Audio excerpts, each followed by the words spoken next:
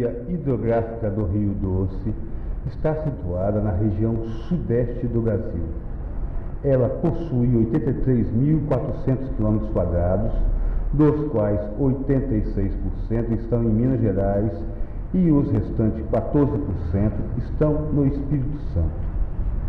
Ela é formada por rios e cursos de água de 228 municípios, incluindo o Rio Doce, que tem uma extensão de 897 quilômetros. Na área da bacia do Rio Doce existem mais de 3.600 indústrias e uma população estimada de mais de 4 milhões de habitantes. Antes de ser povoada, grande parte de sua extensão era uma floresta exuberante, com árvores de até 35 metros de altura e a maior biodiversidade da Terra, que era a Mata Atlântica. Entretanto, a formação das cidades e povoados ao longo do Rio Doce, desde o tempo do Império, trouxe a exploração predatória dos recursos naturais, como a extração da madeira e o ciclo do ouro, por exemplo. Mais tarde, no início do século passado, a construção da Estrada de Ferro Vitória-Minas também veio gerar novos danos ambientais, pois passou a transportar minério de ferro extraído das montanhas de Minas, com destino ao exterior.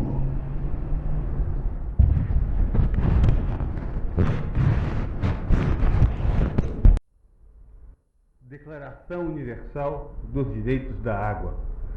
A água faz parte do patrimônio do planeta. Cada continente, cada povo, cada nação, cada região, cada cidade, cada cidadão é plenamente responsável aos olhos de todos. 2. A água é a seiva do nosso planeta. Ela é a condição essencial de vida de todo vegetal, animal ou ser humano. Sem ela não poderíamos conceber como são a atmosfera, o clima, a vegetação, a cultura ou a agricultura. 3. Os recursos naturais de transformação da água em água potável são lentos, frágeis e muito limitados. Assim sendo, a água deve ser manipulada com racionalidade, precaução e parcimônia. 4. O equilíbrio futuro do nosso planeta depende da preservação da água e de seus ciclos. Estes devem permanecer intactos e funcionando normalmente para garantir a continuidade da vida sobre a Terra. Este equilíbrio depende, em particular, da preservação dos mares e oceanos, por onde os ciclos começam. A água não é somente a herança de nossos predecessores, ela é, sobretudo, um empréstimo aos nossos sucessores. Sua proteção constitui uma necessidade vital, assim como a obrigação moral do homem para com as gerações presentes e futuras. A água não é uma doação gratuita da natureza, ela tem um valor econômico. Precisa saber que ela é, algumas vezes, rara e dispendiosa, e que pode muito bem escassear em qualquer região do mundo. A água não deve ser desperdiçada, nem poluída, nem envenenada. De maneira geral, sua utilização deve ser feita com consciência e discernimento, para que não se chegue a uma situação de esgotamento ou de deterioração da qualidade de reservas atualmente disponíveis. A utilização da água implica em respeito à lei. Sua proteção constitui uma obrigação jurídica para todo homem, ou grupo social que a utiliza.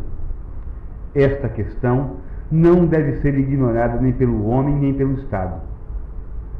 A gestão da água impõe um equilíbrio entre os imperativos de sua proteção e as necessidades de ordem econômica, sanitária e social. O planejamento da gestão de água deve levar em conta a solidariedade e o consenso em razão de sua distribuição desigual sobre a Terra.